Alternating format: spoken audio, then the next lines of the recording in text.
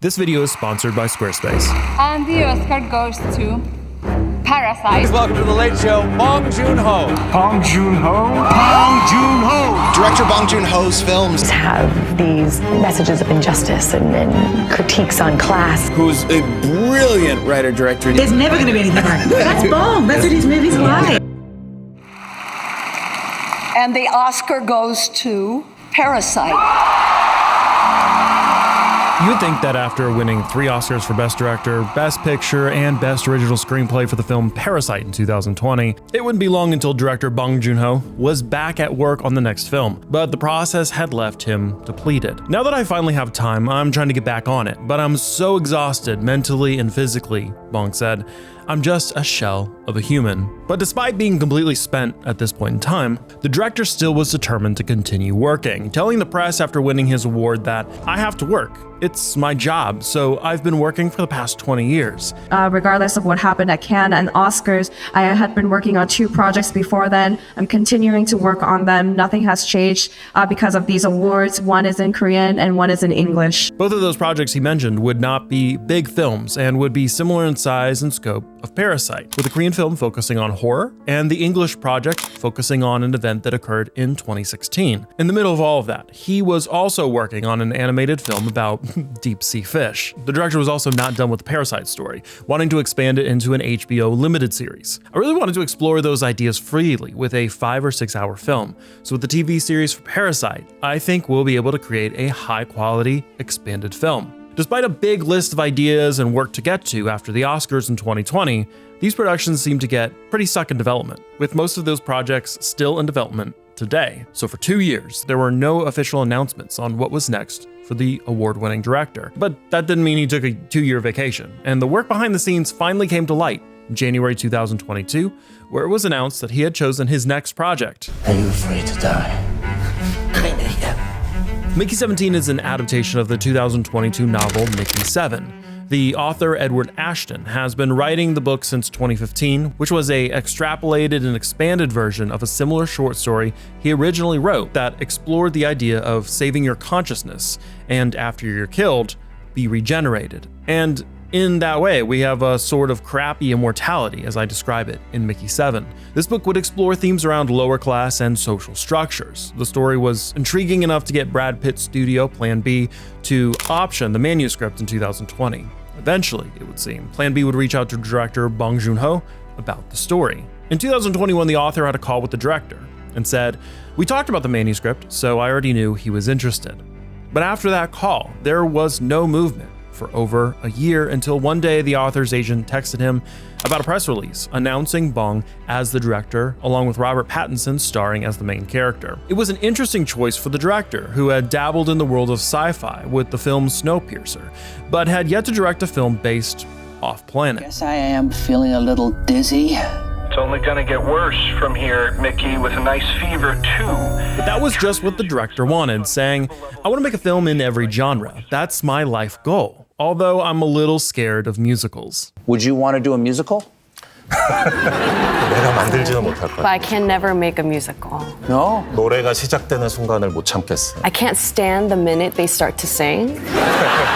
And you could tell from the short synopsis of this film why he was interested in it, as many of his films, including Parasite, delve unconventionally into class struggles, rich versus the poor, and this story was just that, with its own weird twist. The concept of human printing is so fascinating from the novel, but I wanted to pull it down to earth and make it more everyday and more direct to our everyday life. In the novel, it deals with it in a philosophical and profound way, but I kind of wanted to feel closer to our everyday reality. For many authors, it can be hard to watch another person come in and completely change their original story to fit the storytelling medium that it's being built for.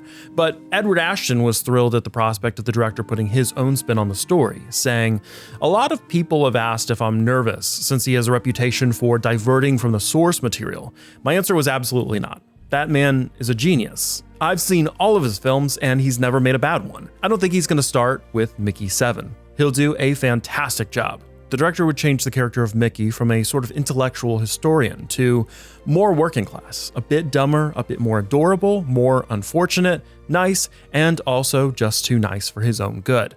With any story about classism, you're always going to have comparisons between the concepts in the film and what is occurring in the real world. Many believe that Mark Ruffalo's character, Kenneth Marshall, a sinister politician, was a reference to figures like Donald Trump, or perhaps even the Korean president who recently tried to use martial law to enforce his own agenda. Today, for the first time since South Korea became a democracy some 40 years ago, a South Korean president declared martial law. I created this character in a comical way by drawing inspiration from past figures, but since history always repeats itself, it might seem like I'm referring to someone else in the present, the director said. And while I hear many say all the time that politics doesn't belong in films, in art, but throughout history, it always has been in it. And as a film channel, it's a little disingenuous to not discuss how social issues of today are engaged by both the creator and audiences politically around any given film. And at times I think no matter what side of an ideological divide any of us might be on, we're too quick to pin concepts of a film onto the biggest and easiest targets that will dominate the headlines, when in reality, we're only pointing at the symptoms of the deeper societal problems a film like this is trying to get at, which the director speaks to, saying, "The question I'm asking is, what is repressing us from living a human life?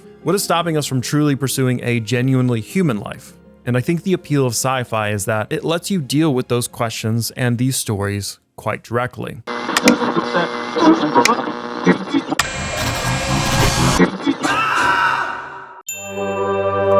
Today's sponsor, Squarespace, knows a thing or two about transitions. Transitioning from an old and dated way of creating a website to a modern system powered by their Fluid engine. Just click, drag, and drop assets wherever you'd like and hit save. You can even add fun transitions from one section of the page to the next. Need a place to host all your business information, or perhaps you want to show off work in a professional space? Take a look through one of Squarespace's many templates that can get you started no matter what industry you're in. And also easily allow clients to book you for appointments with their easy-to-use scheduling system. Start the transition process over to Squarespace today and head to squarespace.com/FrameVoyager right now to get 10% off your first purchase of a website or domain using the code FrameVoyager.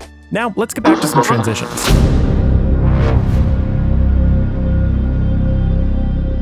Production would begin on August 2nd, 2022 at Leavesden Studio in England, and the director, like with his other films, was very prepared.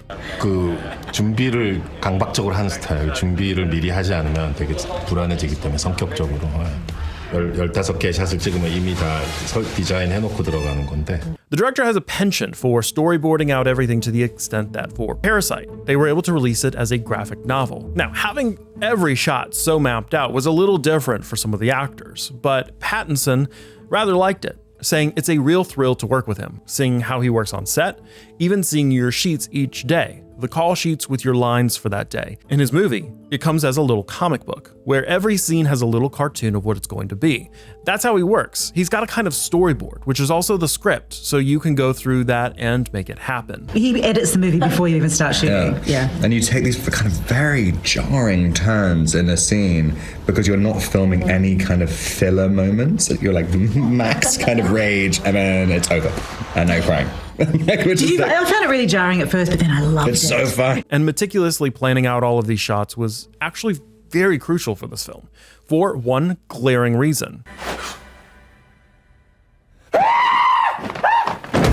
Why aren't you dead? For any production that deals with cloning someone, it can be a headache to deal with, and even more so for the actor who now has to play two characters. Each character has a different energy, and it was quite easy for me to flip between the two, basically because Rob's a really good actor. He's a deceptively unusual character. When I first read the script, this is just really funny and kind of madcap, but trying to figure out a way to ground it, I was really I was kind of baffled. I was kind of just started to think about things like Tom and Jerry and stuff, where you kind of have this brutality, but it's presented as humor all the time. As far as how they pulled off this very effective on-screen cloning of Robert Pattinson's character, I really tried to find the specific method they used to achieve it, but per usual, a lot of the VFX aspects of the film are still under wraps and probably will be for some time. But I would imagine many methods we would usually see were employed for various shots, from overlaying clips, split screens, motion control potentially, and CGI most likely. We could take a look back at one fairly recent cloning scene, probably the best part of this film, to make some guesses on how they did it. You weren't surprised to see me. Every mission needs a good synthetic. Not only is Michael Fassbender holding up a flute for himself to play, but he also kisses himself.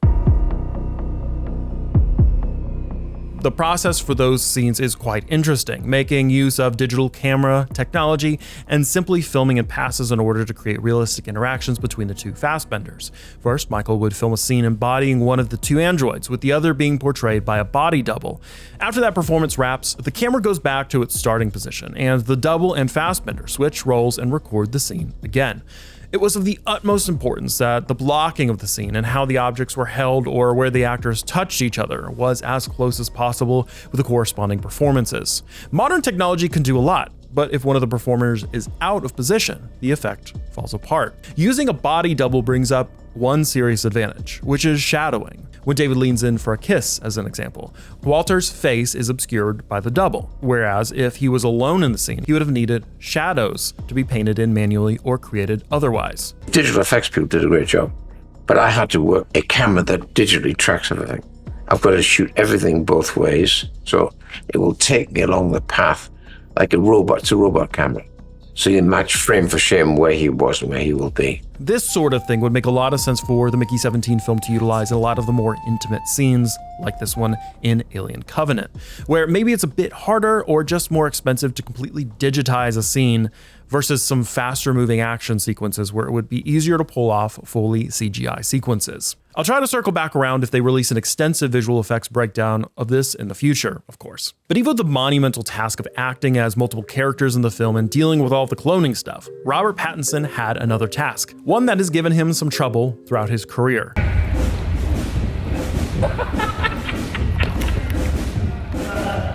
What did he do?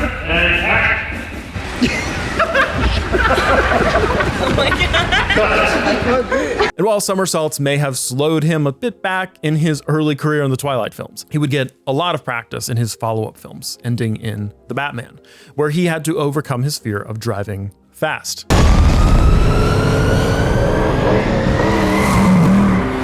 I'm very anxiety prone. I don't like driving fast in real life at all. I can't even parallel park. I need it to be valet only, like in Clueless.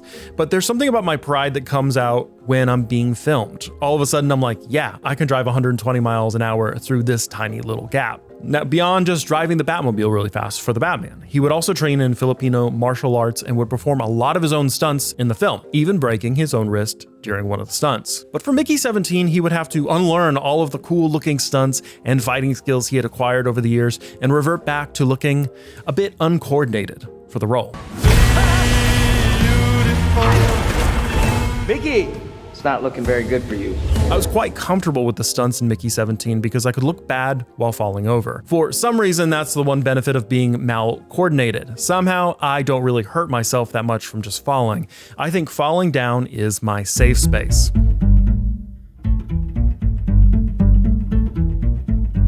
The set designs for Mickey 17 were designed by Fiona Crombie, who has a couple of Oscar nominations for production design, most notably for the film Cruella. But while checking out some of these set designs and the behind-the-scenes materials, it reminds me a bit of like a cross between Alien Romulus, Stargate Universe, and The Expanse in its very industrial-like design, followed by some very comedic notes in the posh design and colors like you'd see in the series Avenue 5. 와 이제 미술 감독이 협의를 해서 여기 컬러 배치들을 했는데 되게 이렇게 블루나 민트 톤의 이제 콜드한 톤의 라이팅과 이렇게 옐로우 따뜻한 톤이 잘 섞여 있잖아요. 그리고 다른 미키의 방이나 나샤의 방 같은 데 가면 정말 구질구질하고 막 복도도 좀 더럽고 그런데. But like with Alien Romulus, a lot of the set is built practically, with the usual blue screens and sometimes open ceilings you can see in some of the behind-the-scenes materials.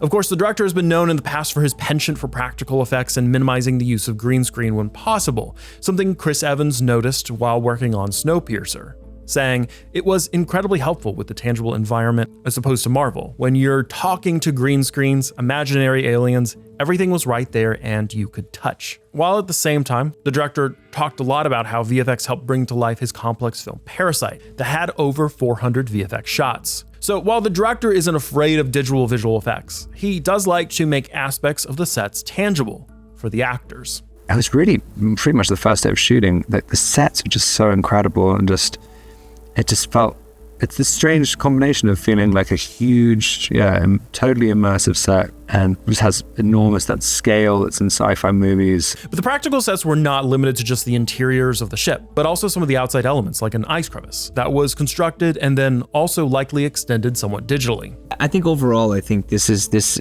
like director Bong, is all about attention to detail and a feeling of immersion. And so for me, I have been off and on, in and out. Being in this set, you're kind of just like, oh, I'm right back in. It's not too hard to like imagine. We're not on a green screen. So I appreciate that. And speaking of ice, for parts of the planet sequences, they covered this massive room in salt. To give it that snowy, icy kind of feel, they would film in the studio over the course of 4 weeks. Now for this in particular, they would film at Cardington, which is the studio that used to house old airships. This is also the location that Christopher Nolan used to build the Narrows section of Gotham City for Batman Begins. But even though this place fit the bill perfectly, the director admitted that the crew was really against going to film there for one specific reason.